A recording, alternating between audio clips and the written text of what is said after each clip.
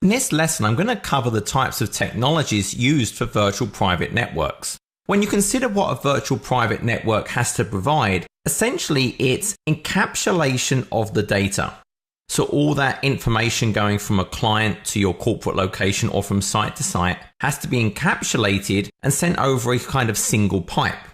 It has to provide authentication both for the user in a remote access scenario or the server that's providing that site-to-site connectivity. You may also want to ensure the integrity of the data. And also because these VPNs are typically running over the internet, i.e. a public network, you need to make sure all that data is encrypted. And so to enable this, there are a number of different types of VPN technology that can be leveraged. The first is the point-to-point tunneling protocol. And this provides both the encryption and that encapsulation within an IP header, and it supports multi-protocol types of traffic. For the encapsulation, it actually encapsulates the frames into IP datagrams for sending over the public network, i.e. the internet, and it actually leverages a modified version of the generic routing encapsulation, GRE, to encapsulate those PPP frames in that tunneled data. For encryption, it's actually going to use that MS-CHAP v2 or EAP TLS if that is available. So PPT is one of the most common protocols we see for VPN. For all these things, you'd really want to use EAP if you can, but that has its own requirements around a public key infrastructure. So you may have to use the MS-CHAP v2. It just depends on what you have available. Layer 2 tunneling protocol takes some of the best features of the point-to-point tunneling protocol, but then uses IPsec for some of the encryption of the data. So it's kind of getting the best of both worlds. Now this does require the VPN client to support both IPsec and layer 2 tunneling protocols. So that really means Windows XP and above. So that shouldn't be a challenge for most environments today, but it does mean there's no support for Windows 2000, NT4 if you have them lying around.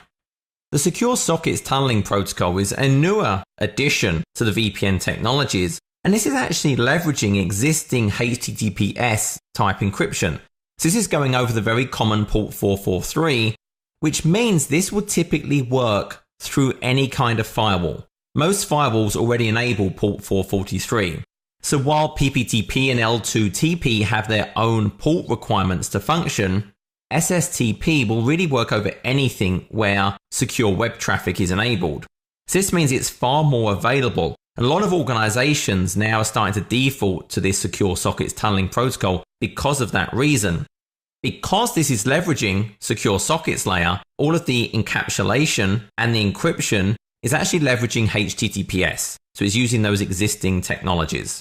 IKE v2 is actually using the IPsec tunneling mode over a UDP port. So the fact that it's using UDP means it supports much poorer quality connections. So this is great if you have maybe a very mobile workforce. Maybe they're using wireless type networks via their phone and need as much resiliency as possible to poor connections. Because it's based on IPsec, it is actually going to be using IPsec, ESP or AH for transmission over the network. And for the encryption, it's going to use any of those standard AES 3DES type encryption algorithms. IKE v2 is only supported on Windows 7 and above. So this is only going to be for your newest clients. So Windows 7, Windows 8, Windows 2008 R2, and Windows Server 2012. Another new technology is VPN Reconnect. So while normally if a VPN connection drops, it has to be manually reconnected, VPN Reconnect leverages IKE v2. And actually, if the connection drops, it will re-establish that connectivity. If a user moves between locations, it's going to try and maintain that connection. So this is very useful for the user in terms of a seamless experience, but it is only going to be for those Windows 7, Windows 8, 2008 R2, and Windows 2012 connections.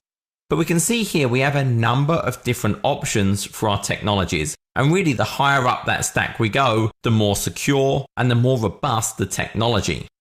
This concludes the lesson on types of virtual private network technology.